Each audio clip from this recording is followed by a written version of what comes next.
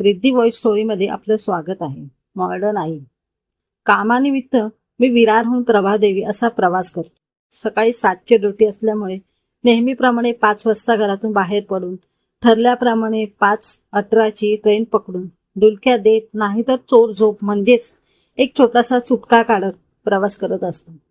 असाच एक दिवस मी नेहमीप्रमाणे ट्रेन पकडून कशीबशी खिडकी शेजारची सीट पकडली. खिडकी शेजारची सीट पकडण्याचा अट्टास, कारण डुलकी लागली तर दुसऱ्यावर तोल नको जायला, नाही तर 2 शिव्या पडायच्या. म्हणून खिडकीच्या सहाय्याने प्रवास उत्तम होतो. थंडीचे दिवस होते. खिडकीजवळ बसून थंडी लागते म्हणून खिडकी बंद करून निवांत बसलो.